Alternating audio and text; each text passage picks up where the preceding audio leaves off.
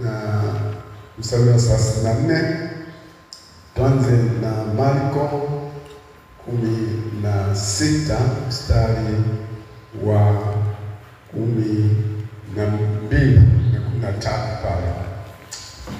Baada ya hayo akawatokea watu wawili miongoni mwao, ana sura nyingine, nao walikuwa wakishika njia kwenda shamba, na hao wakaenda zao wakawapa habari wale wengine, wala hao hawakusadiki.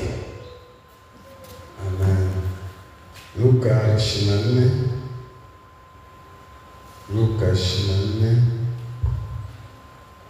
mstari wa 34 hadi 40.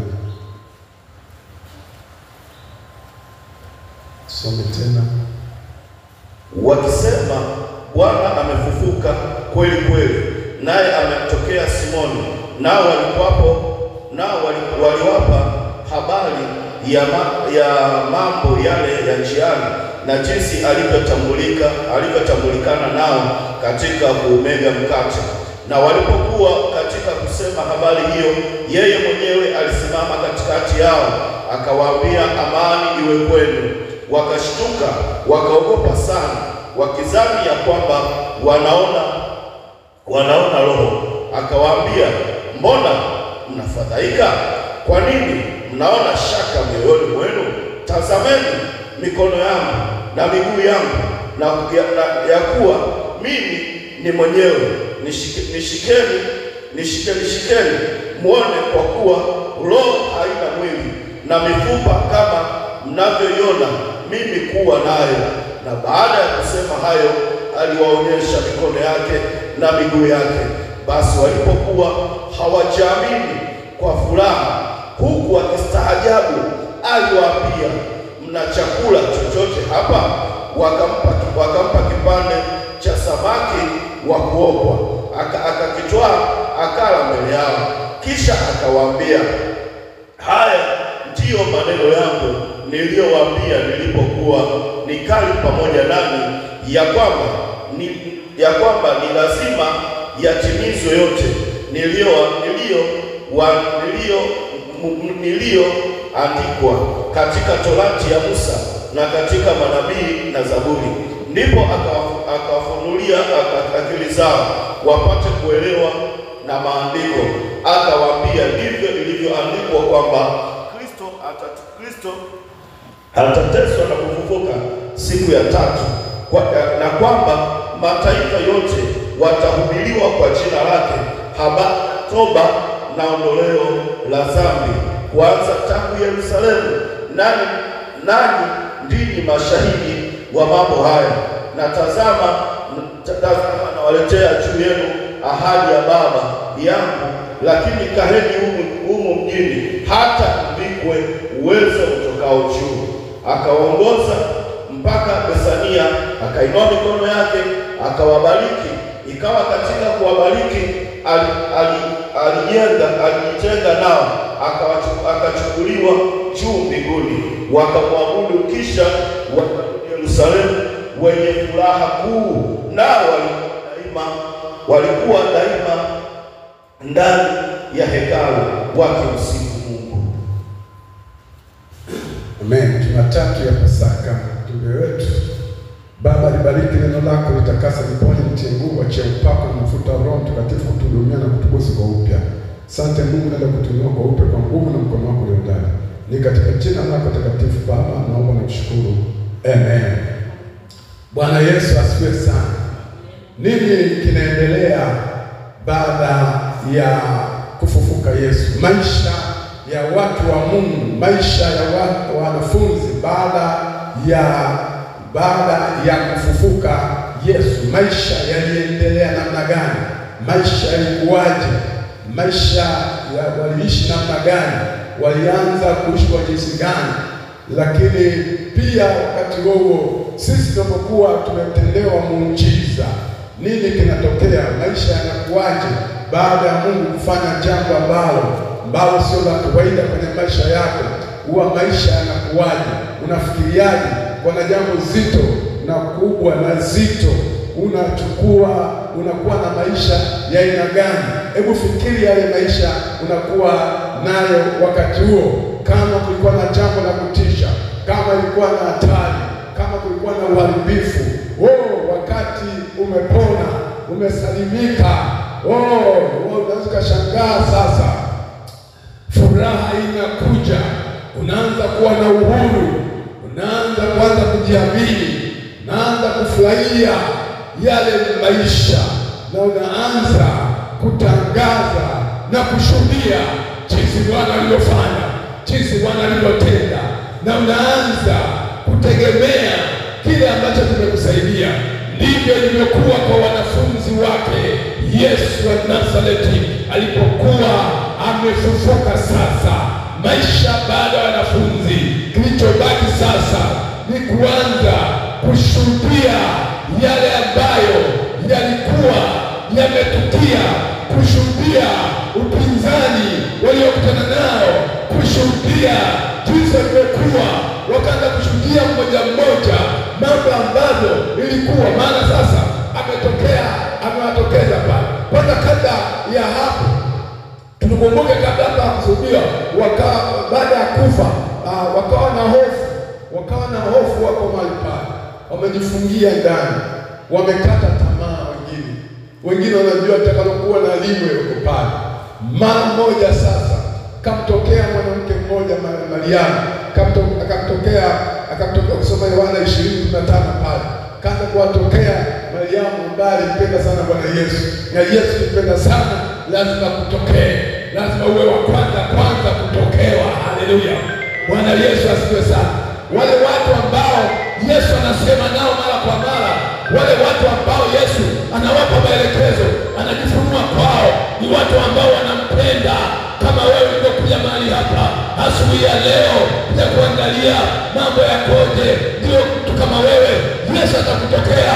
Nami nakuombea kwa Bwana Yesu akutokee mambo mbalimbali ambayo ataenda kufanyia na kutenda, na akueleze mambo mbalimbali ambayo yamefanyika na yatakayofanyika, unayopitia na utakayopitia. Sema amen. Akaanza kuwatokea mmoja mmoja. Kumtokea Mariamu, kutokea wanafunzi wawili kule Emmaus, akatokea pia, wakapiga story, ikabaki story katika mji. Ndio story hiyo, hakuna story nyingine. Kama ndio story ya mjini, basi ndio story hiyo, hakuna story nyingine. Huyu Yesu wanaongea, huyu Yesu Bwana imetokea. Yesu anatokea katikati yao, anasema ilikuwaje? Baba umepata habari wewe unakaa nchi gani? Jambo kama hili usijue, wasijue kama ndio wamekutana naye yeye mwenyewe yuko mahali pale. Ndio maana Biblia inasema wengine wameweza kutembea na malaika au kukutana na malaika pasipo wao kujua. Tusijua yazali kuwa kutenda kwa makini. Naweza kama mharibifu, anaweza kama ametumwa na Bwana. Bwana Yesu asifiwe sana. Haleluya. Waya akatokea sasa, akaanza kuwatokea mmoja hadi mwingine. Ndio akamwambia kwamba mwingine akamwambia tukutane pale Galilaya. Na kule Galilaya kwenda kule wako. Wakakusanyika kule, wanapiga story na shuhuda. Na sasa Yesu kwa sababu amefufuka, amekuja mwingine, ana uwezo mwingine, ana nguvu zaidi ya pale ilipokuwa kabla hajasulubiwa. Wamekunyanyika, wana hofu. Wayahudi watawakamata, Wayahudi wanaweza kawaua na wenyewe, Wayahudi wanaweza kawasulubisha na wenyewe. Wakajifungia kwenye chumba, wanamtafuta Bwana, wanyenyekea mbele za Bwana. Wako mahali pale, wako mahali pale, na kina Mariamu wako pale, na kina Mariamu alikuwa tayari kumpenda Yesu hata kama singefufuka. Nasema nitampenda, ndio maana alienda hata pale kaburini, akasema yuko wapi Bwana? Labda mmemficha nyie, yuko wapi? Hata kama hajafufuka, nataka nichukue mwili wake. Akasema nitaendelea kupenda Bwana Yesu. Bwana Yesu asifiwe sana. Haleluya. Lakini pale sasa walikuwa kwenye chumba, wakaingia kwenye chumba, piga milango, funga madirisha, kuna mtu mwingia, wakajificha pale, wakaanza kumwabudu Bwana, wanamtukuza Bwana. Katikati ya hofu na vitisho, wakawa wanamuinua Bwana, wakawa wanamwabudu Bwana. Katikati ya shida na matatizo na vitu mbalimbali, endelea kumuinua Bwana, ndio usalama wako. katikati ya majaribu na mapito na huzuni, katika misiba ya kufiwa na shida mbalimbali, endelea kumwinua Bwana. Haleluya! Nini kitatokea? Yesu atakuja katikati ya mfadhaiko na huzuni, atatokea pale pale, akutokee, aungane na wewe katika huzuni yako, aungane na wewe katika kuchoka kwako, na uchovu na huzuni zitaondoka katika jina la Yesu Kristo aliye hai. Mwanaume, milango imefungwa. Safari hii apiti kwenye milango kawaida, akapasua katikati ya ukuta akawatokezea, sema Bwana Yesu asifiwe. Shalom, shalom. Ni mimi Yesu mwenyewe. Ni Yesu mwenyewe. Hawakuamini kama inawezekana kitu kama hicho, kama inaweza kutokea kitu kama hicho. Sema ni mimi jamani, sio roho. Roho ina mwili, ni mimi mwenyewe hapa. Angalia mikono yangu, ni mimi mwenyewe. Hawakuamini walipata. Sasa bwana muamini, una mkate hapo? Anasema ndio. Leta mkate kuonyesha kwamba je, roho inakulaga mkate. Akachukua mkate kamega, akapiga nyama. Wakasema ni yeye amefufuka kweli. Ni yeye. Haleluya, haleluya. Yesu ni yeye. Anakutokea kwenye nyumba yako. Wakati wa huzuni kutokea. Wakati wa shida kutokea. Hapo ulipo kama una huzuni na shida, nasema Yesu anaenda kukutokea. Nasema Yesu anaenda kukutia nguvu. Nasema Yesu anaenda kukuwezesha. Na leo pale ulipotoka, ulipokata tamaa, hakutokezea kwa njia isiyo za kawaida. Hakutokezea katika jina la Yesu. Apita ingie katika jina la Yesu. Ndio maana alipita hata wakati ule aliwasaidia Waisraeli kupita katikati ya bahari pasipo na njia. Huyu Yesu ambaye amekuja sasa hatumii njia za kawaida za kibinadamu, anatumia njia isiyo za kibinadamu, zaidi ya mipaka ya kibinadamu anaanza kutenda kazi. Huyu Yesu aliyefufuka sasa, wakati kwenye mwili alikuwa na mipaka, sasa hivi ana mipaka. Ukimwita Marekani anatokea kwenye chumba, ukimwita Dar es Salaam anatokea kwenye chumba, wakimwita Australia anatokea popote pale. Wakati ule amesafiri na maboti na mashua, safari anasafirisha na Roho wa Bwana. Sasa hivi yuko mahali popote, atakuwa na wewe kila kona, kila eneo, atatembea na wewe, ataishi na wewe, na yuko hapa kusaidie. Huyu Yesu amefufuka, anza kuishi naye, tembea pamoja naye, sema amen. Baada tu ya kufufuka sasa pale, baada ya kumwona ndio yeye, waliokuwa wamekata tamaa, waliokuwa wamezimia, waliokuwa hawana imani ikaongezeka, waliokuwa hawana tumaini likafufuka, walikuwa wameshindwa, ushindi ukatokea, waliokuwa wanaamini kwamba mambo hayawezekani, sasa wanasema yasiwezekana yanawezekana.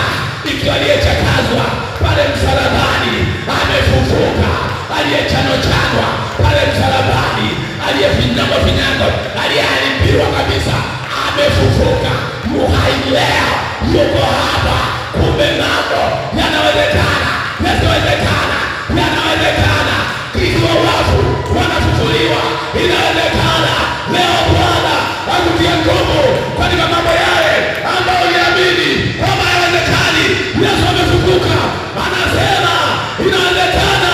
Uyakufa moyo, tuwa nguvu tena, uinuliwe tena, uwezeshwe tena, kama vile wanafunzi walitiwa nguvu tena, waliuishwa upya tena, wakaongeza nguvu tena, wakaanza kutembea katika upako na katika ushindi, wakaanza kutembea katika kuamini, wakaanza kuishi katika maisha ya kuamini ya kwamba sio uwezekana, yanawezekana. Baada ya Yesu kufa msalabani na kufufuka, tunaanza kutembea na kuamini ya kwamba yale hayawezekani sasa yanawezekana. Yale nilishindwa sasa nitaweza kushinda. Sasa natembea katika imani mpya, katika nguvu mpya, katika ujasiri mpya, katika upako mpya. Sasa tunatembea. Haleluya, haleluya. Na kuambia Bwana kutie nguvu hiyo aliyewatia wanafunzi nguvu. Wakina Petro akawa na Petro wa kawaida wale. Wakina Petro walioinuliwa imani iliyoshuka, mashaka yakatoka, wasi ukatoka, hofu ikatoka. Yesu alipokuwa amefufuka, mashaka na hofu zinaondoka, na kuombea kwa Bwana katika jina la Yesu kuanzia sasa, hofu na mashaka ziondoke kwa jina la Yesu. Mashaka kutomwamini Mungu ziondoke kwa jina la Yesu. Mashaka kutomtegemea Mungu yaondoke katika jina la Yesu. Mashaka ya kuogopa yaondoke katika jina la Yesu. Roho ya kutomwamini Mungu yaondoke katika jina la Yesu. Siku ya leo na moa chochote ambacho kinakusababisha kwamba uwe na hofu na mashaka, na panda lolote litakalo kuinua kumwamini Mungu wako, kumwamini Mungu wako kwamba atafanya, kwamba anatenda, kwamba anaenda kutenda na kufanya. Haijalishi hali mbaya sana, haijalishi umeaibika, haijalishi umesulubiwa, haijalishi umedharauliwa, haijalishi kwenye shida kiasi gani, haijalishi mambo yamekaa vibaya kiasi gani, endelea kuamini. Mungu anakwenda kufufuka katikati ya hali ya mambo yaliyokufa, katikati ya mambo yaliyoharibika, katikati ya mambo yasiyowezekana. Hapo Mungu anaenda kutokezea. Hapo ndipo Mungu anafanya. Ndivyo aliyofanya pale msalabani. Ilionekana haiwezekani tena Yesu kuendeleza injili, haiwezekani tena matendo kwa Bwana, lakini Mungu ni Mungu, akaingilia kati. Yasiyowezekana leo yanawezekana katika jina la Yesu. Haleluya, haleluya, haleluya, haleluya, haleluya, haleluya, haleluya. Walipokuwa pale akawafungua kutokuamini kwao. Luka pale tusome, Luka sura 40 ngapi pale, kama 40 hivi pale, akawafungua kutokuelewa kwao, wakapewa kuelewa kwao. Na sasa Biblia inasema akawavuvia kwa Roho. Bwana akupe kuelewa juu ya siri iliyo katika ufufuo wa Yesu. Bwana akuvuvie kwa Roho wake ambaye atakuwezesha katika jina la Yesu Kristo hai. Bwana Yesu asifiwe sana. Bwana Yesu asifiwe sana. Maisha baada ya muujiza ndio inatokea. Wazikaendelea za story na kushuhudia. Bwana, najua Bwana pale. Jamaa Bwana, najua mwenzetu yule Bwana yule Bwana yule jamaa alimsaliti Bwana. Afu unajua amekufa. Unajua mimi mwenyewe nilikana Bwana pale. Bwana nitubu Bwana, mimi msirudi tena kukana. Unajua Bwana, wale wanasema unajua Bwana, sisi tulikuwa tumemtia huzuni kweli, tufikiri sasa tutachukuaje ule mwili Bwana, si maisha yataendelea. Alafu tulikuwa nafikiria kwamba sasa mambo ya imani hii Bwana ni ngumu sana. Sasa mimi ndio Bwana ndo naanza upya kuokoka. Sasa ndio naokoka upya. Waanza kutoa story, wanashuhudiana mambo mbalimbali ambayo walikuwa wanatokea, jinsi walikuwa wanajisikia wakati wa jaribu. Wakati umeshinda jaribu, umepita jaribu la kutisha, sasa umemaliza, umevuka, unaanza kuhisi unakumbuka ulikokuwa unaumia. Ulikokuwa unaumia. Bwana Yesu asifiwe sana.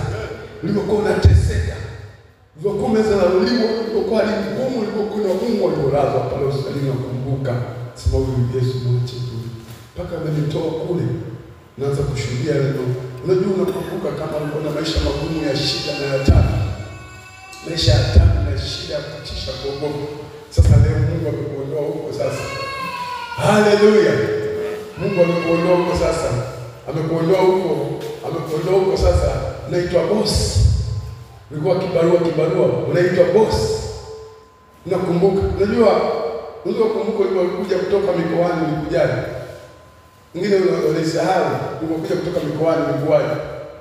Maisha yako ulikuja na wakati wewe ulikuwa na lambo. Amekuja tu na lambo na suruali moja na shuka. Tena wewe umejitahidi sana. Lambo, suruali moja na shati moja na alizovaa nne na shuka pale, ndio anafika pale na yebo moja ya buluu moja nyekundu. Alafu unaingia kwenye mji. Unashangaa na mtaa, unashangaa Bwana sifanye hivi, Bwana pita hivi, changamka. Unavuka magari pale, unavuka pale hasa kama barabara ya Morogoro ndio magari yanaenda kasi sana, au pale ndio Kariakoo pale, unavuka barabara unaenda, gari linakuja unaenda, alafu unarudi tena. Unaangalia tena. Unaangalia unasimama. Yaani zinapita wewe zinapita itapita wapi? Wewe pita waliozoea kupita tu napita hivyo. Unavuka mpaka. Sasa wewe unaanza subiri.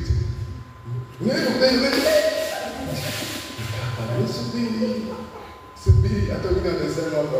Kile madhari kwa Mungu sika kwa Mungu mkuu. Sika Mungu madhari kwa Mungu hawa Mungu wale na Mungu ni hao wengine. Lakini sasa unapata shida. Sasa unakumbuka hayo maisha ambayo umeishi. Sasa umeanza kauza suti karanga, kafanya kibarua, kafanya nini? Umejua sasa. Sasa hivi mambo yamebadilika. Yesu amefufuka. Haleluya. Atakumbuka barabara sasa hivi najua. Uvuki kama vile zamani. Sasa hivi navuka tu.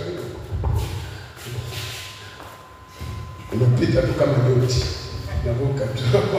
Unaongea na watu. Wakati ulikuwa na kitu kiona tu nani rais anapita. Unakaa wewe. Unaangalia mpaka magari yote yaishi.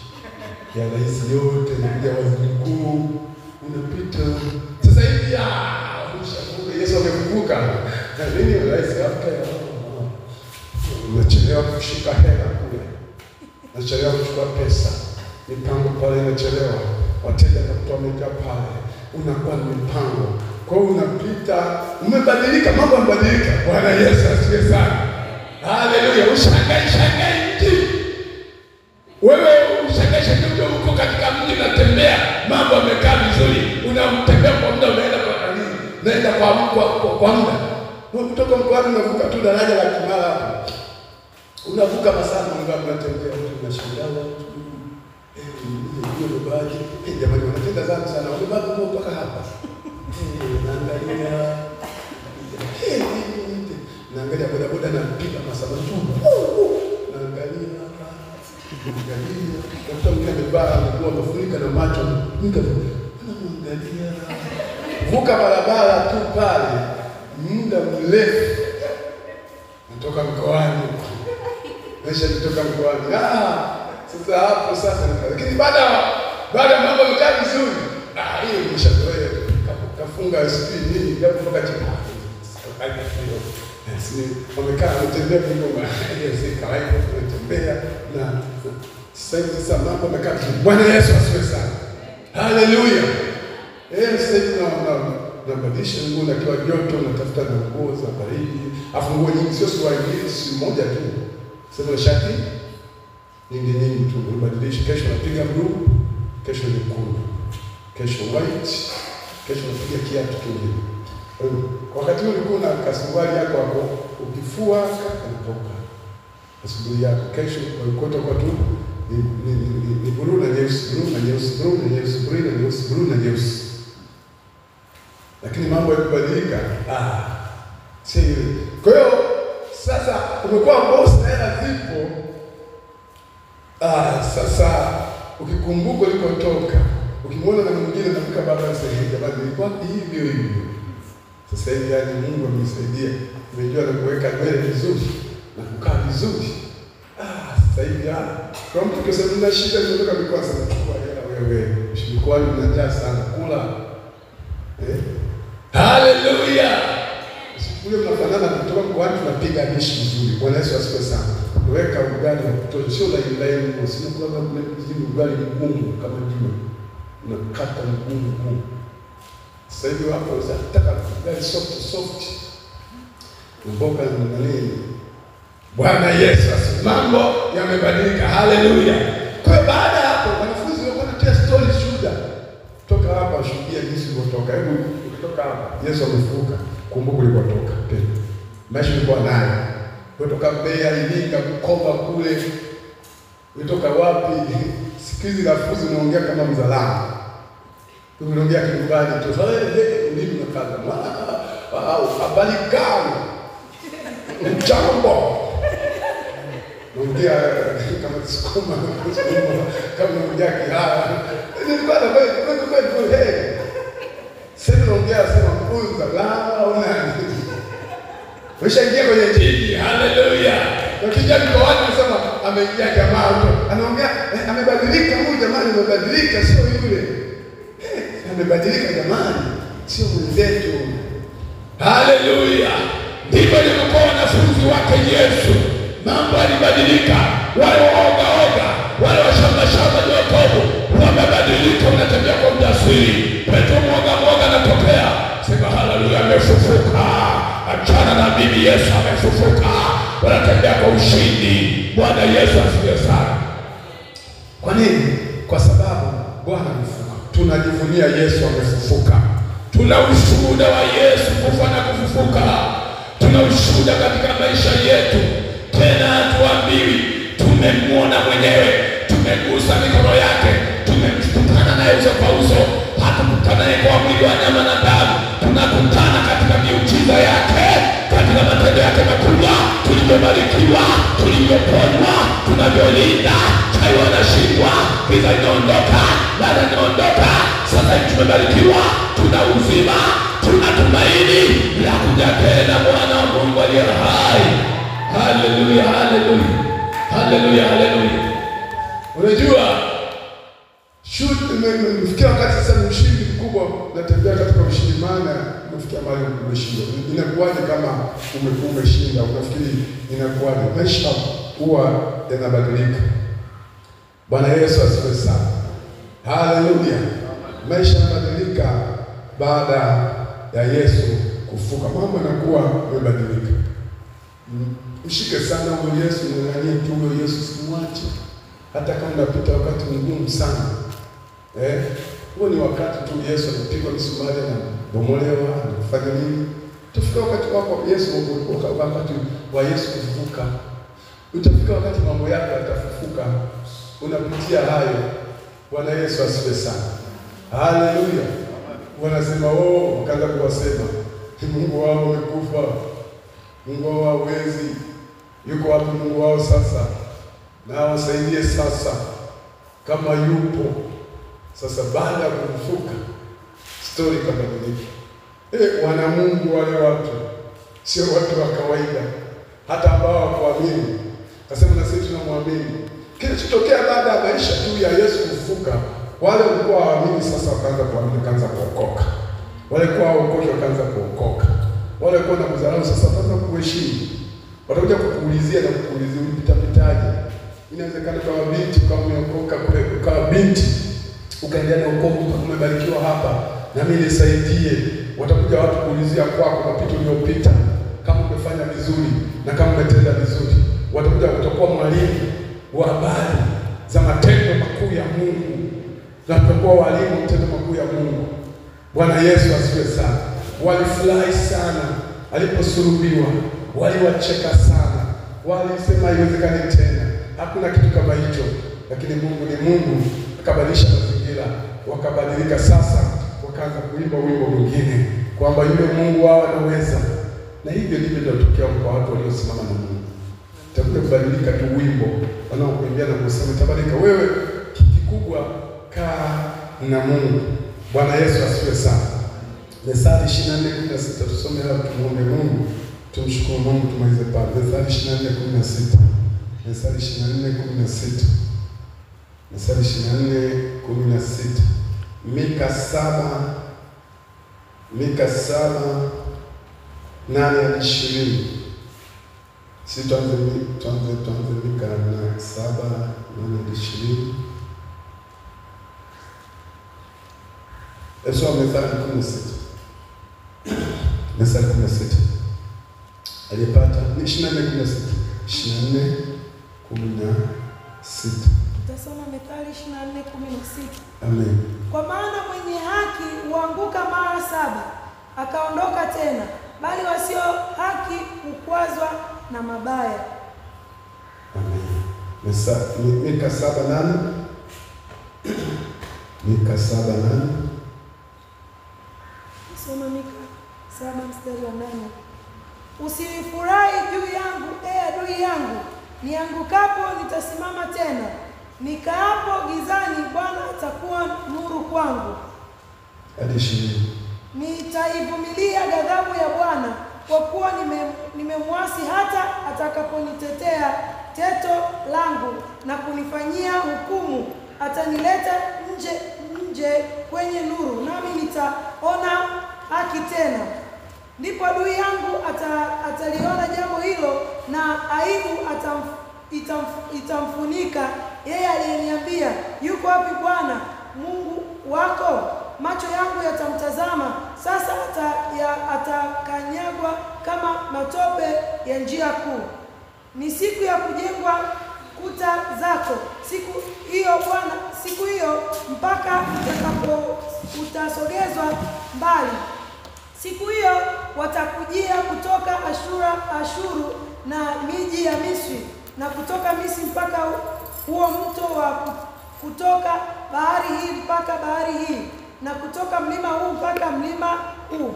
Hata hivyo nchi itakuwa ukiwa kwa sababu ya hao wakaao ndani yake, kwa sababu ya matunda ya matendo yao.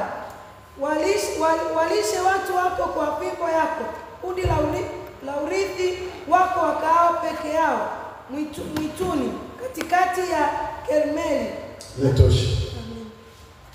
Methali 4:26 nasemaje pale? Methali 26, Methali 24:16 anasemaje? Mwenye haki anaanguka mara ngapi? Lakini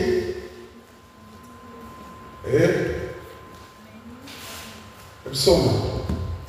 Kwa maana mwenye haki huanguka mara 7 akaondoka tena, bali wasio haki hukwazwa na mabaya. Bwana Yesu asifiwe sana.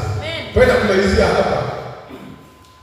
Mwenye haki huanguka mara 7 lakini atainuka tena. Atafanya nini? Maana yake mtu anayetembea katika haki, unaweza kuwa unafanya mambo yako yote kwa mara 7. Unafanya biashara yako inakwenda, mara ya kwanza biashara inaharibika, akati tamaa, anaenda tena kuiandaa tena, anapanga mipango na miradi inavurugika, anajipanga kwa namna nyingine tena, anaendelea hivyo tena, anaendelea mpaka hatima jambo lake linakamilika, kwa sababu anapoiwa atainuka, hakai mahali pale kabaki tu amebakia pale. Kuharibika kwa jambo moja ni kujipanga, kuharibika kwa jambo moja ndipo hatua ya kwenda kulikamilisha jambo ambalo linatakiwa uweze kulipata. Na hatua ya pili kuharibika ni hatua ya kukamilisha jambo, ni hatua zile 7 za kwenda kukamilisha lile jambo. Na mara ya 3 ni mchakato wa kutengeneza muujiza wako, na mara ya 4 na mara ya 5 na mara ya 6 inakamilisha kusudi lako, na mara ya 7 kitu kilichotarajia kinatokea. Hapo kwa nakuwa kasha tamaa, lakini ile njia zote na matokeo yote yalikuwa anatengeneza muujiza wako. Yesu anapitia mambo mbalimbali, alikuwa anatengeneza muujiza wa kufufuka na kutengeneza kanisa lake. Japo ameanguka mara 7, kainuka tena, kaonekana tena. Bwana Yesu asifiwe sana. Haleluya. Haleluya, haleluya. Haleluya, haleluya. Mahali hapa wanafunzi tena Yesu anasulubiwa. Shetani akafurahia sana. Katika Mika 7:8 anasema wewe ati usifurahi niangukapo, maana nitainuka tena. Yesu amesulubiwa pale msalabani. Maadui walifurahia. Hawa walikuwa kwenye giza, adui walifurahia kwenda kuzikwa Yesu. Hawakujua kwamba huyu Yesu atainuka tena. Katika kuanguka kwake, katika kushuka kwake, hawakujua kama Yesu atainuka tena. Anawatahadharisha. Yesu anatahadharisha, usifurahi adui mambo yangu yanapoharibika, usifurahi niangukapo, maana kwa kwangu ndio kuinuka kwangu, ndio kuinuliwa kwangu. Walipoanguka pale, ndipo Yesu katika anguko ile akainuka katika upako usio wa kawaida, akainuka kivingine kuliko ilivyokuwa pale. Wakapitia katika matatizo na katika shida. Unapomaliza katika shida na matatizo, Bwana anakwenda kukuinua kinanda nyingine tena. Bwana anaenda kukuinua na kwenda kukuheshimisha tena. Adui usifurahi niangukapo, utainuka tena. Na kuombea kwa Bwana katika mapito yote unayopita sasa katika maisha yako. Bwana anasema unaenda kuinuka tena.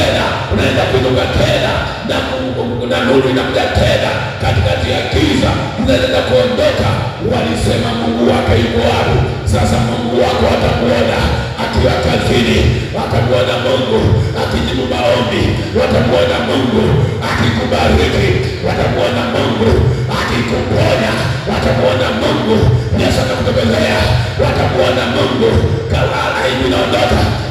Walimdharau Yesu, walimuua nguo zake, alikuwa aibu, alikuwa na aibu, waliweza kudharau na kuwa takataka katikati ya takataka, katikati ya uchafu. Mwanaume akachomoka, akaachana na uchafu, akaingia kwenye utukufu, akaingia kwenye heshima. Nami nakwambia kwa Bwana, katika uchafu wote, katika kutupa kwenye jalala, Yesu akuchomoa. Inuka tena, inuka tena, inuka tena. Mambo yabadilike, na kwa mambo yabadilike, mambo yabadilike. Sasa shida zote kwisha, mateso yote basi, kuonewa sasa basi, dharau sasa basi. Kwa nini dharau basi? Kwa sababu Yesu amefufuka, tuko pamoja naye. Yesu amefufuka, dharau haipo tena. Yesu amefufuka, anaheshimiwa, ana majibu yote, anafanya yote yasiyowezekana. Nakwambia kwa Bwana, shika huyo Yesu, asikuache. Yaliyoshindikana yote kafanyike. Mkono wa Bwana kaonekane, hata kama wanakudharau, hawaoni kitu leo, kesho yako ina miujiza mkubwa.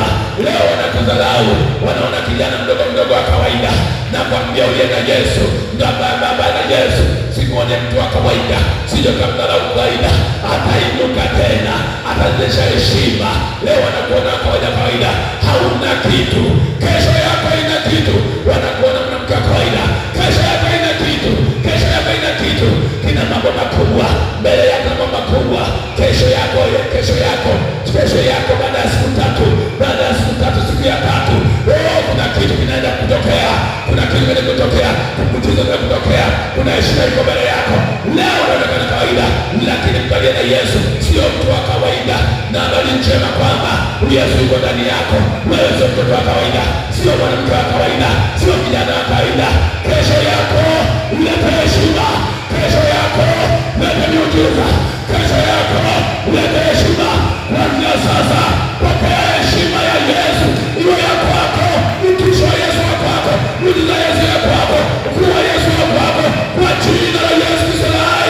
Rika makakarabasa, dharau zote siku moja zitazikwa, itafufuliwa heshima yako. Siku moja magonjwa yako yote yatazikwa, kwa kupigwa kwake tumeponywa.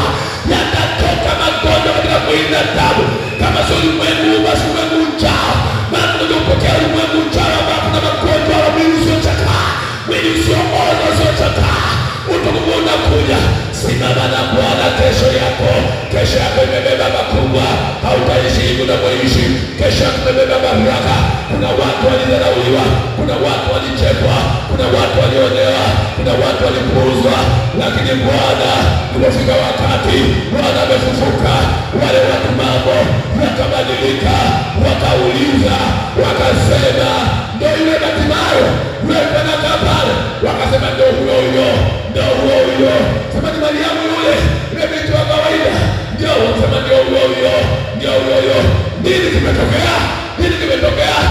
Yesu wake amekusaidia, Yesu wake anasaidia, Yesu wake anainuaga, ndio yeye ametenda. Sema nini hiyo? Sema amefufuka. Nini kimetokea? Yesu wao anafufuaga, ndio maana amefufuka. Yuko mahali hapa, yatatokea magonjwa, Yesu anagawa. Sema imetokea nini?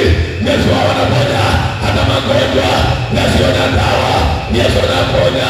Nini kimetokea? Mwenye ameanguka. Nini kimetokea? Yesu wako, Yesu wao wanawasaidia.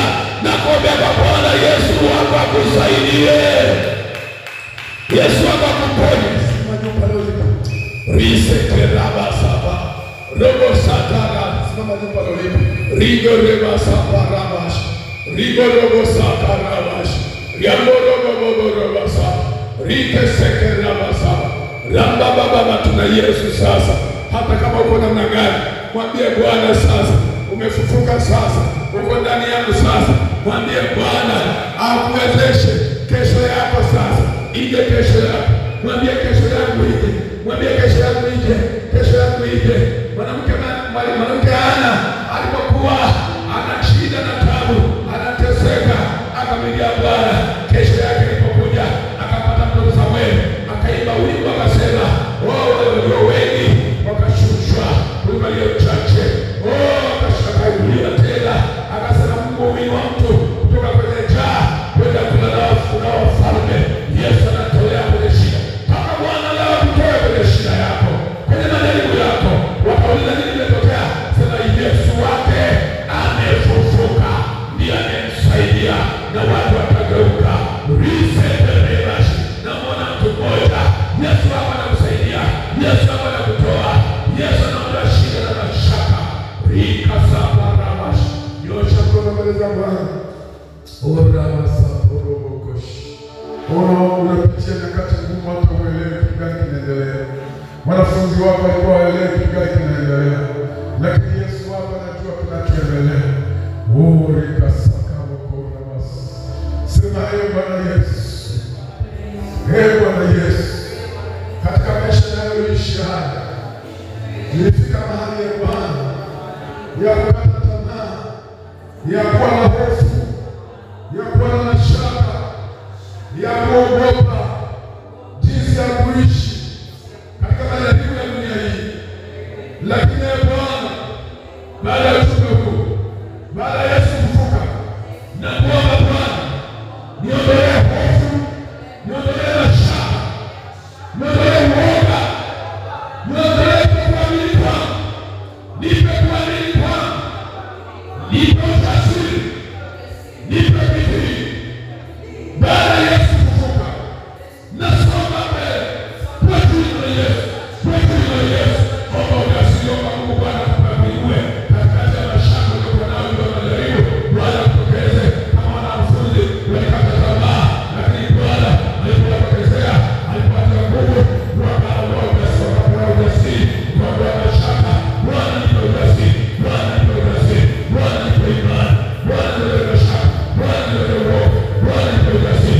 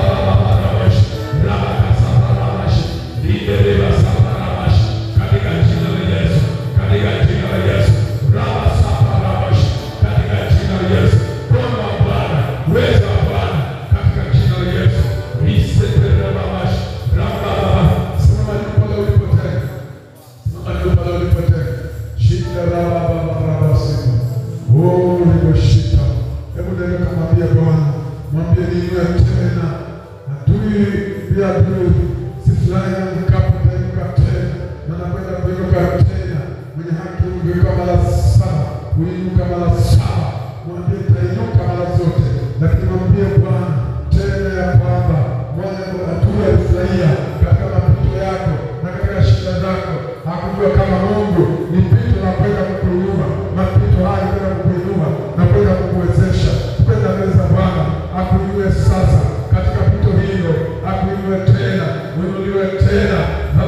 ziondoke, dharau ziondoke, kushindwa kuondoke, mateso yaondoke. Uje utukufu wa Bwana. Nyosha mkono mbele za Bwana.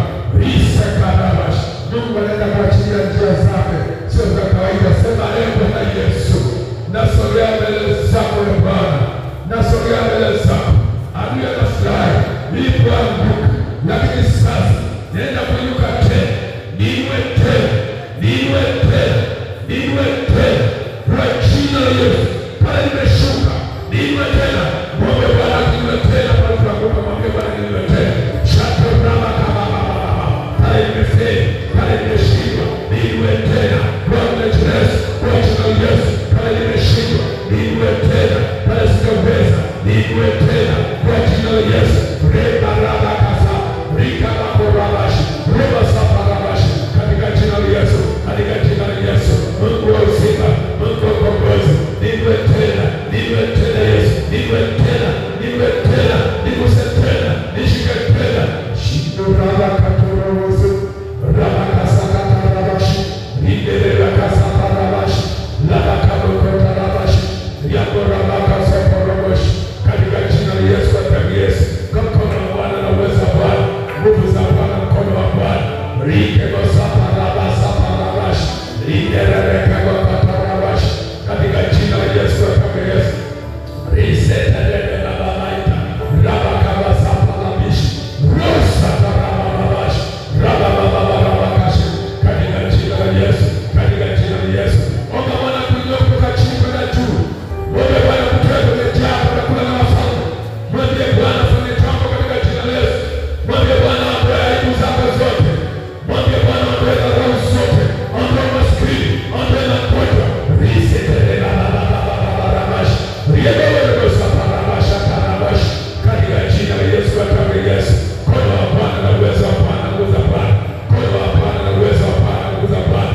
Katika jina la Yesu, katika Yesu. Mkono wa nguvu za kuna uwezo mtaka na ushindi katika jina la Yesu. Shinde baba. Ni wakati wako wa kuinuliwa. Msalaba umepita, aibu zimepita. Bwana kuinue, Bwana kuona kawaida. Omba kesho yako, mwambie kesho yangu ije. Kesho yako inapata ushindi. Kesho yako inapata kuinuliwa. Ije kesho yako sasa. Umebeba Yesu, unaye Yesu. Uliokuwa na Yesu wote, kesho yako inabadilika. Naibadilisha, naibadilisha. Leo yako mbaya, naibadilisha leo yako mbaya. Leo yako mbaya, naibadilisha. Iwe kesho nzuri. Riseka rababababababababash, rikabakorobasaba, shetelelesabarabash, yandarababash, rebosatarabash. Katika jina la Yesu. Ribosaba, lokoshakarabaza, orababa. Kuwa hali ya chini sio vibaya. Kudharauliwa sio vibaya. Pia kushinda sio vibaya. Vibaya kukaa katika hali ya kushindwa kudumu. Vibaya kukaa katika hali ya kudharauliwa kudumu bila kuchukua hatua. Inawezekana ukatoka katika hali hiyo. Riseta rabababababababash, lindelele kasaba. Ni saa ya kutoka katika ubaya. Ni saa ya kutoka katika kudharau. Ni saa ya kupewa heshima. Ni saa ya kuponywa. Ni saa ya kubarikiwa. Ni saa ya kuinuliwa. Ni saa ya kuweza Bwana. Kwa jina la Yesu. Ni Pasaka Jumatatu ya kuinuliwa kwako, ya kuinuliwa kwako, ya kubadilisha kwako. Hali mbaya kwa njema. Hoja basaba. Badilika kiuchumi, badilika kiasi, kisikla, kila watu, kila eneo, kila kona, kila sehemu. Bwana tembea, Bwana fanya. Risha karaba. Binti omba kesho yako ije. Mama omba kesho yako ije njema. Baba omba kesho yako. Kesho yako ni miujiza yako na maajabu yako. Riseta rabasha. Urakasaparabash. Rinda rabasaparabash. Linda rabakarabash. Sante Yesu. Sante Yesu. Ujaja kwa bahati mbaya asubuhi ya leo Jumatatu. Ujaja kwa bahati mbaya. Kuna kusudi la Mungu limekusudiwa kwenye maisha yako. Kuna kitu cha kimungu kimekusudiwa kwenye maisha yako. Kuna jambo la kimungu limekusudiwa katika maisha yako. Sio uko hapa kwa bahati mbaya. Ili usikie neno hili usaidie. Nibebe neno hili likawe msaada wako. Neno hili likawe ushindi wako. Neno hili likadhihirishe ukuu wako. Neno hili likakufanikisha katika jina la Yesu. Funika macho yako, nenda kutimisha wakati huu. Inawezekana ni kesho yako ikoje. Wanafunzi wa Bwana Yesu hawakujua Jumatatu itakuwa ndio kesho yao. Hawakujua imebeba kitu gani. Walifikiri walicho nacho ndicho kinaendelea mbele kitakuwa na hali mbaya zaidi. Kumbe kesho yao imebeba baraka na furaha kubwa. Kesho yao imebeba furaha kubwa sio kifani. Kesho yao imebeba nguvu ya kubadilisha isionekane onekane. Kesho yao ilikuwa ikiumba ukuu wa Bwana. Kesho yao ilikuwa na mamlaka. Kesho yao ilikuwa imebeba ushindi. Riko sana naiona kesho yako uone chochote sasa, lakini kesho yako Mungu anaona kesho yako na mambo makubwa. Kama si hapa duniani uzima wa milele, lakini Bwana akasema tubariki kwa mara kisha uzima wa milele. Unajua mtu wa kawaida una nyuma wala mbele, unazalaulika. Kesho yako imebeba heshima, una ushindi mbele na nyuma kuna ushindi. Kesho yako maana una Yesu, hutaibika hata kuacha. Wanafuatilia maisha yako, wanakuangalia na kula nini, umeshinde, unasoma wapi. Na mambo yanaenda vizuri, mambo yamekaa vibaya, hajakaa vizuri, na wanasema Mungu wake atamsaidia, na hawezi, na hatuwezi kumfuata Mungu wake atamsaidia. Lakini Mungu wako yuko kukusaidia katika hali hiyo hiyo. Mungu yuko kazini katika hali hiyo hiyo. Hiyo hali unayoiona sio na mafanikio ya kudharauliwa, inatengeneza nzuri ya kesho yako. Bwana msaidie. Mungu uzima mwezeshe mtoto wako tena. Wakati kutengeneza kustahili, msaidie kwa ajili ya kesho yake. Bwana majesha kupitia hapa tulie ndani yako kusubiri wewe. Na Mungu naisogeza kesho yake, isogee ile karibu Baba. Kama iko mbali isogeze kwa karibu. Mtie nguvu na ili ajikute kesho yake. Ili kesho yake ikute. Ili kesho yake ikute. Maana kata tamaa watapishana na kesho yake. Watapishana na muujiza. Baraka zote za hizi zitapotea kama kata tamaa. Zitapotea kama hatari. Na mwombe Baba niwe kuamini na kusimama katika wewe, mtie nguvu. Siku moja kwa mahubiri haya watu wakatoa shuhuda kwamba Bwana alinitendea, Bwana anabadilisha maisha. Mungu wa uzima na uwezo mamlaka. Asante Baba kwa ajili ya ibada hii. Tukiwa mbele zako Mungu, tuendelee na shughuli zingine na mipango mingine na ibada zingine. Uwe pamoja nasi katika furaha iliyo nayo. Tulikuja na huzuni pekee, tunarudi na furaha. Tulikuwa na maisha mazuri, sasa Yesu amefufuka. Sasa tuna furaha. Mungu wa uzima na Mungu wa ukombozi. Basi ndivyo kila mmoja Baba alipo mahali hapa apokee neno likamtendee kazi. Uwe pamoja naye katika kuwepo Baba. Na katika kila njia tutakayopita uwe pamoja naye. Ratiba zote mpaka mwakani tena Pasaka nyingine. Kwa hiyo pamoja nasi na tutakuwa na Jumatatu nyingine ya furaha kama hii. Tumeionja Pasaka hii Jumatatu na Pasaka nzuri sana. Tutaiandaa kwa uzuri zaidi na kwa ukubwa zaidi. Basi Mungu uzima, Baba ulipo, tuma malaika katika kila njia, tuma malaika katika nyumba zetu kufanya vituo kupitia mkono wako uliodari. Baba mwenye nguvu wakati huu, nami katika Yesu nasema, pokea sifa, pokea shukrani, mshangilie Bwana Yesu alifufuka. Shangilia Bwana kesho yetu inakuja. Shangilia Bwana anatenda makubwa. Shangilia Bwana kwa matendo makubwa. Shangilia Bwana anaenda kukuinua. Anaenda kukuinua. Anaenda kukukuza. Anaenda kuonekana. Tukuze Bwana. Shangilia Bwana. Shangilia Bwana. Yeye ni mwema kwako. Atafanya. Atafanya. Kuna